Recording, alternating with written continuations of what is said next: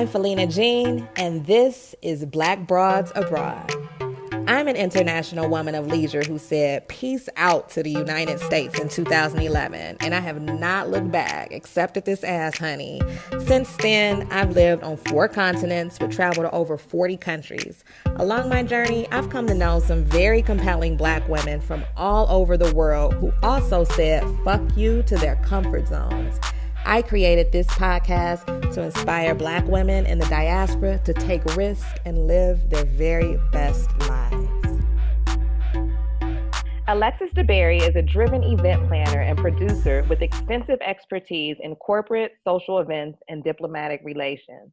Her passionate commitment for service excellence and drive to foster environments of relaxed yet refined ambiance have been buttressed by her many years in the luxury hospitality industry with the Ritz Carlton. Building on the service of excellence, Alexis's international diplomacy skills blossomed while working with such notable groups as the U.S. Global Leadership Coalition, the World Bank, U.S.-China Business Council, National U.S. Arab Chamber of Commerce, the Atlantic Council, and embassies, including the Embassy of the People's Republic of China and the Embassy of the Kingdom of Bahrain. This invaluable diplomatic experience has allowed Alexis to craft the perfect environment for notable VIP guests, including His Royal Highness Prince Khalid Al-Faisal, the First Lady of Zambia, and His Excellency Ali Al-Naimi. A native of Snyder, New York, Alexis earned a Bachelor's of Fine Arts in Musical Theater from Howard University in Washington, D.C. Alexis relocated from Washington, D.C. to Saudi Arabia to join a prominent research institution. Welcome, Alexis. Hi. Hi. Good morning. Good morning. I'm so happy that we now have this opportunity to do this interview. I'll give like a little bit of background on how we even came into each other's orbit, e-orbit, if you will, because when I first started the podcast, you were like an early listener, early adapter, and so I've just been following your journey. And then I was like, oh, there's all these synergies. You living in Saudi, I lived in Qatar, which is actually inside of Saudi, technically speaking. So thank you for your time this morning. And my first question is, how are you doing right now amidst this pandemic? And like, how are things on the ground in Saudi Arabia for you? Well, I'm fine. Like, I am more than fine. People ask all the time, like, or at the beginning, people were asking if I wanted to stay, if I was afraid. And the research institution that I work for is amazing, they're phenomenal. And we live and work within the same compound system. So we closed our gates like over 60 days ago. And we've been tracking everybody within our community. Like nobody is able to, you can leave if you have like a medical appointment at a proper hospital, but that means upon your return, our security literally will escort you to your home. Your home is placed on what we have as a quarantine list. There are cameras and everything across our living landscape anyway, just for general security. So if people see you out, you will get a fine both from the kingdom, and you are also in jeopardy of losing your job.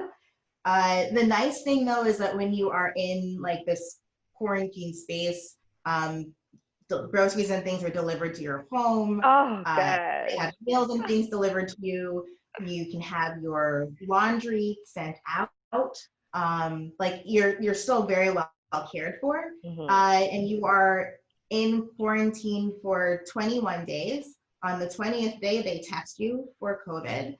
Those tests are flown out to a lab in the capital city in Riyadh. They review the test.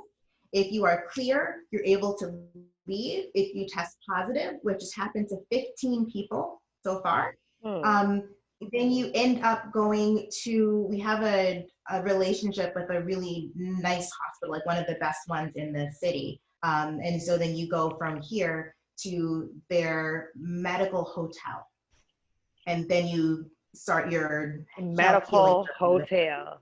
I love it. Yeah, the hospitals are getting kind of full. So they've converted there are a lot of there are a lot of hotels here, more than I ever thought would be necessary.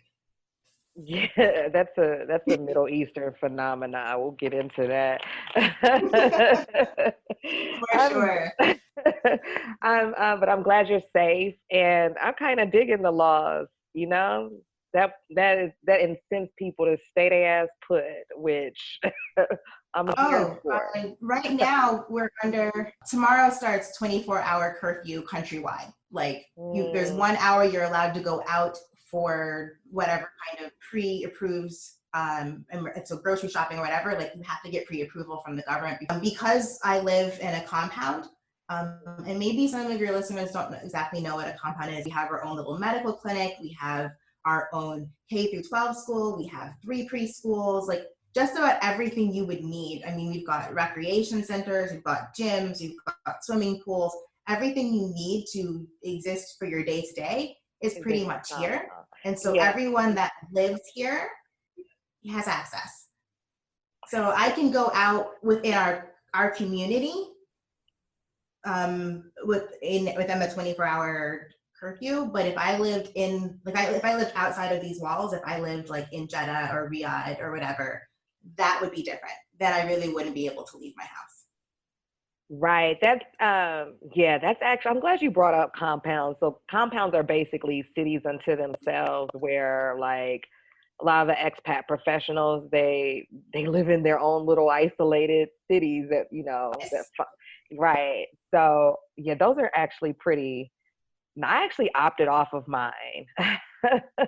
Really? I opted off. Yeah, I opted off and I was living in Qatar. I got a place at the Pearl because they allowed us to have a housing allowance, and it was like a private island away from the people I work with.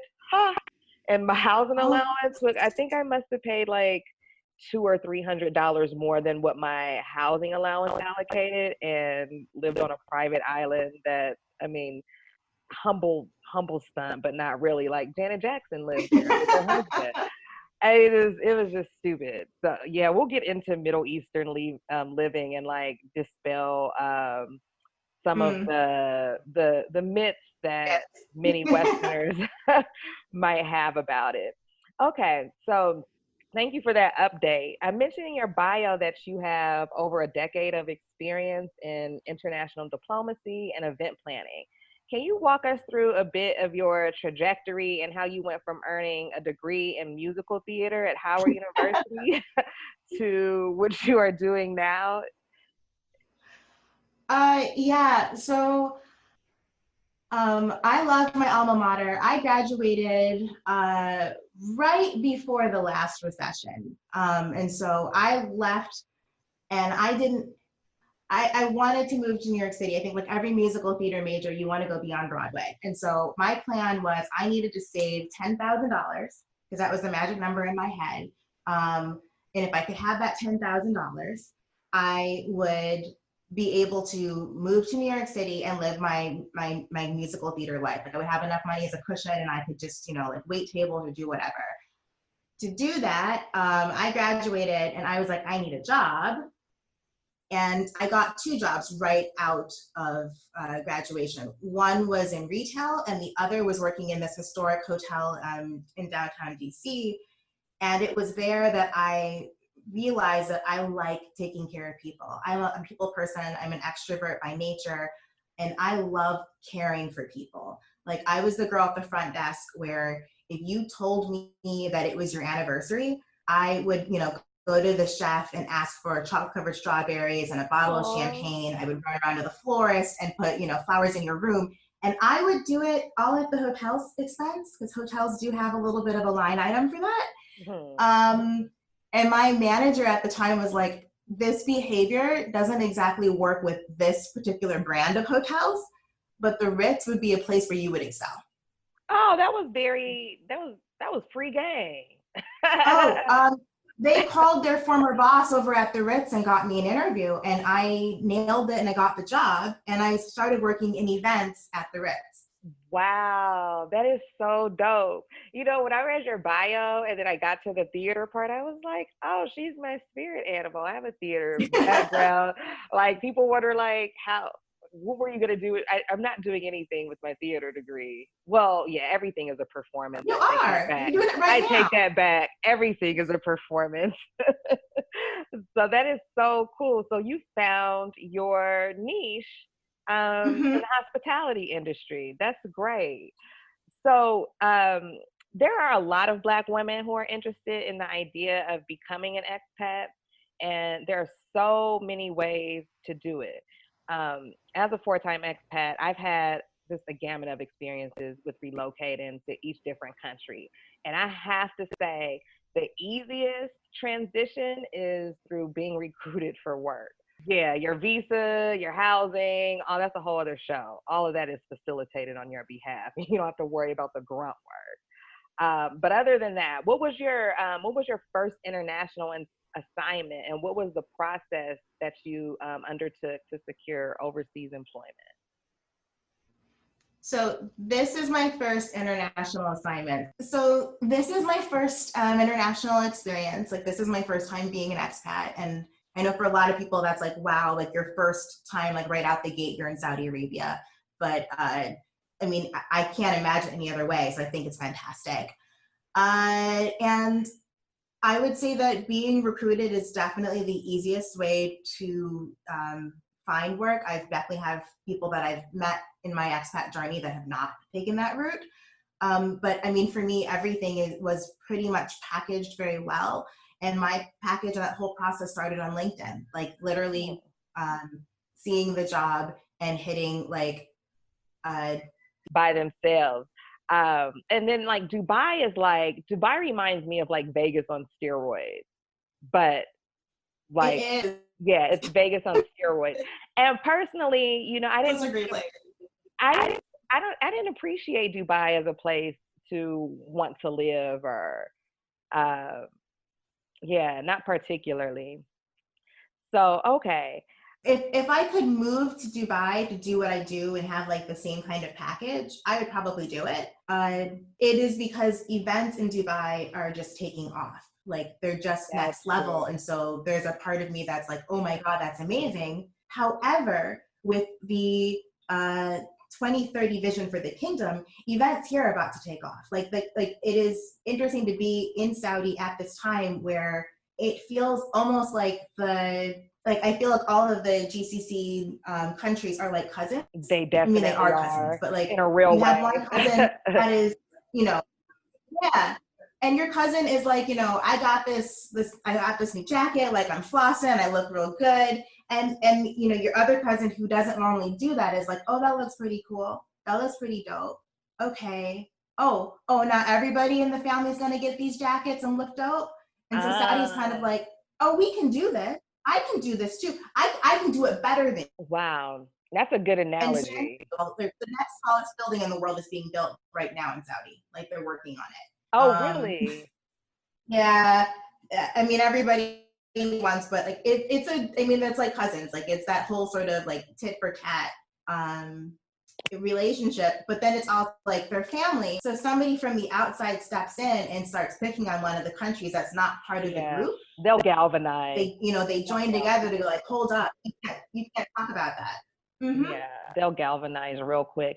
You know, it was crazy because like I was in Qatar in 20 well I got there in 2014, but during like the GCC crises in was June 2017. I just remember on June 5th waking up and like my whole world had changed. I just woke up and there were about 2 or 3 dozen countries that was just like, we don't F with Qatar anymore. And then land borders and maritime borders and air borders were immediately closed. And it was just like, Yes. you know, as I mean, obviously, I'm not a native to the region. At first, I thought, okay, this is going to pass in a few days. You know, I think maybe that's what everybody thought. yeah, because every once in a while, you know, they do that. They puff their chests out at each other, and then you know, they usually squelch it. I can't believe that it's still going on right now. Because my friends, I mean, I It, had friends in Saudi that would like, they would drive up for the weekend. It was just like, I'm from LA, so it yeah, was like the equivalent of driving from LA to Vegas or something. And like, yeah. yeah, like all of that had changed. It was like, it was crazy. Yeah, I hope they get it together. But like you said, if somebody pop off on one of them right now, baby. They would all turn around and be like, "Excuse you, this is family business." Right. And but I think that's what I love about this region. Like one of the things that I have come to really appreciate is it is the importance of personal privacy and the Mhm. importance of like what is family business is family business. And I used to say it would be like, okay, so you and I are talking, and I don't know, we know this girl named Carla, and in Carla's house, maybe she hosts parties with boys, which you cannot do. Like you're not supposed to do that in the country. There's no dating. Right. There's like the co-mingling is in public and pre-approved areas, but a house party with yeah, that is not appropriate. No. So if you and I are talking and we're talking about what's happening in Carla's house, and we'll flip it for the moment and we'll make us all Saudis. And well, her name really wouldn't be Carla, but for this instance, it is. And then we bring in another girl named Imani. And Imani comes over and she hears us talking, and we're like, "Have you heard this thing?" The general response of most Saudis has almost always been, "Why do you know what's going on in her house?" Mm. It isn't this is a bad thing. I mean, we'll get you all the gossip and stuff because yes, there is, but the first up front is always what is happening in somebody's home is personal and private. So how do you know, and why do you know?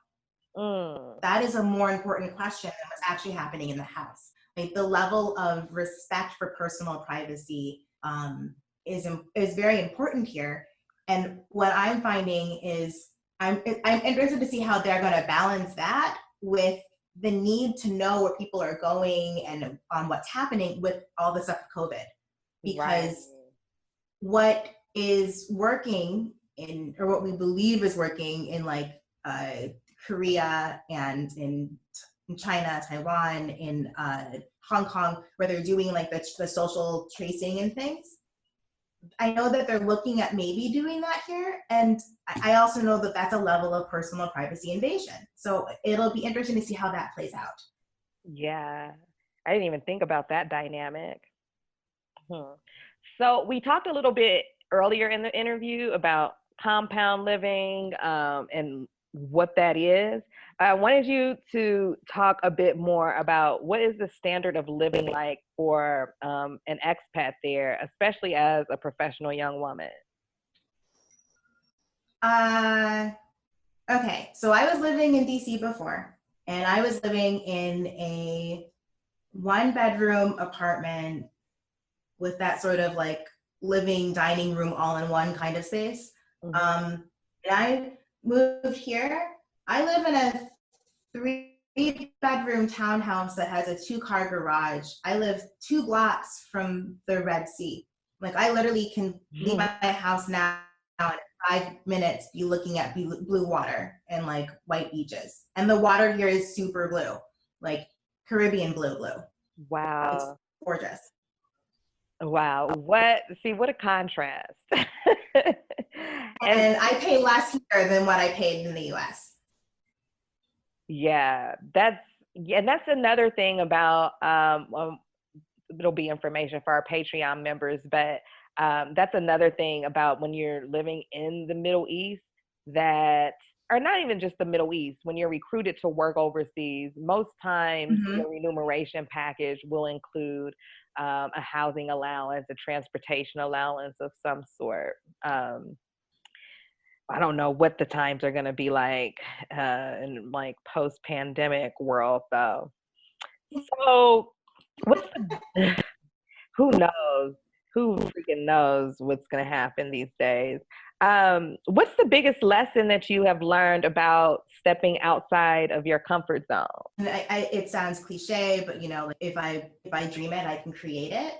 And that no matter where you go, like you will find people. Like you will, yes, you will find people. You will find your tribe. Like I have been incredibly blessed that when I've had to step up professionally here, because I tell people, like, I live in a space where I am gifted for my work as compensation a lot, but I also have to do a lot. And when I am overstretching myself, when I'm pushing myself to the point where I'm like, oh my God, I just want to take a break, or I just, you know, like maybe I want to go back home, I turn around and I have a community of other African American expats that are here. And they're not all African American. I should say that it's across the diaspora, because I have friends that are Black British here, that are Afro-European or French, girlfriends from Kenya, girlfriends from Uganda, from Ghana, that are all working here. And when you take that step out and you initiate okay, I need a little bit of help, it is amazing how your community will rally around you and help you to find the resources or point you in the right directions to be able to go collect what you need. Yeah, building that community is so important. It's so important to your survival overseas. So, what advice do you have for Black women that are thinking of possibly taking the plunge and moving overseas? Do it. Plan, but do it. Like, take the leap of faith. Like, I always think you're taking a leap of faith into God's arms. So you're taking that leap. I will say that if you're coming at least to this region, research the company. The company you work for in Saudi Arabia will drive your experience. If you work for a company that is known to be reputable, that is known to treat its people well, like the company I work with, like you'll have an amazing experience. I've also met people that have worked for intermediary companies where they believe they're working for the corporation, but they end up as a contractor and they're not treated quite as well. Right. So I would say that will then dictate your experience. But your blue passport, for sure, it gives you so much credibility. It gives you, what I tell everybody is I have the closest experience to what I believe white privilege feels like. Oh my gosh. In Saudi Arabia. And I don't have it, but I think this is as close as what I think it might be. Yeah. That is, that is so clutch. I actually want to do like a bonus episode on that experience, because like having been an expat for like almost 10 years now, it is quite an adjustment even visiting the United States, because girl, I feel like I've been passing. I've been passing for the past decade, and so I go back home with my rich white woman sensibilities that I'm afforded with my blue passport overseas, and it's like, girl, no, you remember, like, you are a nigga here. It's quite an adjustment. So what's next for Alexis, and where can people keep up with you on social media? Well, right now, before COVID, I was looking at doing a bit more philanthropic and more beautiful events, helping people and helping others to design weddings. I've done a couple micro weddings. I've even done a few weddings here in Saudi. So I was looking into transitioning into that, but as we are doing our social distancing, most of the people in my industry are kind of taking a pause. So I'm definitely taking a pause on looking at what that looks like for me and just focusing more on work and more on the diplomacy side of things, because everybody still needs to talk to everybody else. Yeah. And I would say you can keep up with me on social media. Desert Debutante is where I chronicle most of my adventures. I will admit that I've been a bit quiet lately because it's also been Ramadan, and I have a habit of wanting to post food photos, and fasting and posting food photos doesn't always go so well together.